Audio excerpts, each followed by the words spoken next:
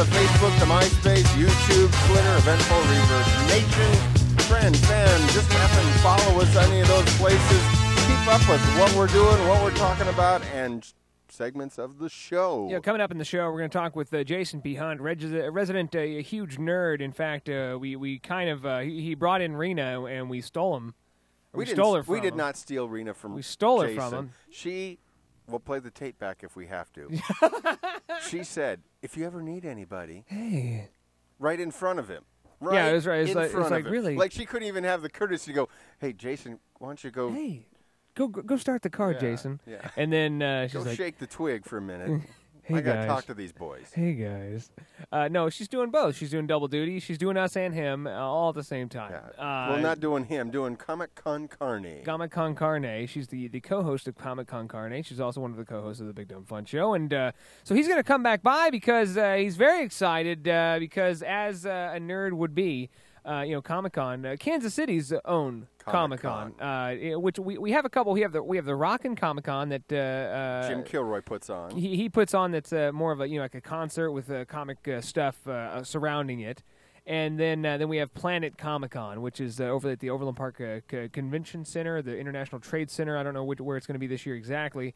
But that's every year. It's a smaller. It's not like San Diego or Chicago or New York. It's of course it's a little bit smaller. We don't get any real celebrities. Is that what you're saying? No. I'm just saying it's town appropriate. It's like a 2-day event. It's smaller than San Diego. That's the biggin, right? Mm-hmm. And which we do need to make get in cahoots, get in touch with Comic-Con Josh again, have him come in and tell us a little bit about that. But so. Now, Jason, he is going to be doing some of the panels because at these comic book conventions, they'll have panels, right, where they get these celebrities, or more times than not, celebrities at one point in time, several years back, and he'll have a panel where they'll open it up and they'll say, "Hey, here's the deal. This is what they did, and let's ask some questions, and don't ask them anything about Colt 45, ladies and gentlemen, Billy D. Williams." And Billy D. Williams is going to be the big. Is Billy D. Williams going to be there? He's going to be there. From Star Wars? Yes. Oh, that's not a comic book. No.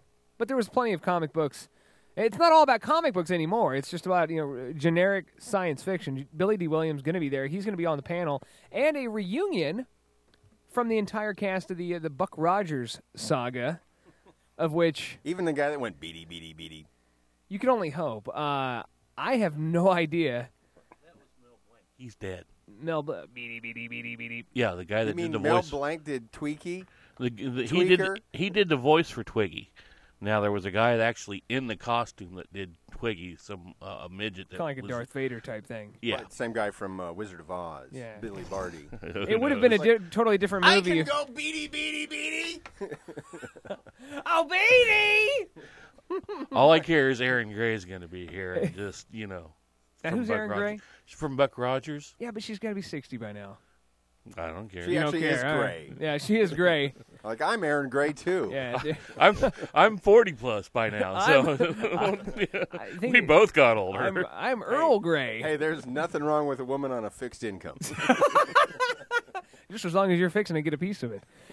So that's very interesting, and I think we're going to have to make an appearance, and we're going to have to come out because Saturday. The folks at Jackalope Radio, one of our fine affiliates, my favorite local Kansas City affiliate, Jackalope Radio, they're going to be out there. They're going to have a booth. Batman's probably going to be there, and then we're just going to go out and hang out with the whole gang. You got the Rue McClanahan, you got the Chris Weisbach.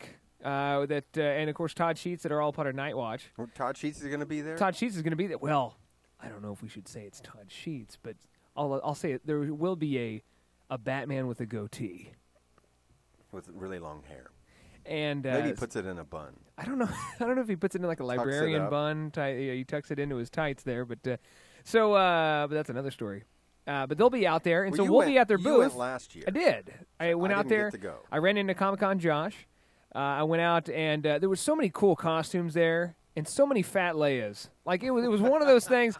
It was like, oh, my gosh, this is awesome. Iron Man and War Machine, like these movie-quality costumes. Like, this is insane. You turn around, it's like, oh, my gosh, Spider-Man. This is really cool. This is like a cool Spider-Man costume. You turn around, it's like, Fat Leia. Okay, all right. Turn around. Another fat Leia. Like, I'm a fat guy. I'm not going to dress up as Princess Leia. Like, I know my limits. You're not going to be Fat Han Solo? No. I'm going to dress. That would be hilarious. If I ever did dress up as something, it would be something that's size appropriate. I would be Jabba the Hutt. No. I would be Grimace. I would be. I'm going to go. go. You'd have to be licking at those fat Leias. A lot of fat Leias. Yeah. But no, here's my idea. Well, Rena. I don't know what costume. Rena's no stranger to the slave Leia She could go costume. as Jasmine. She could go as Jasmine from Aladdin.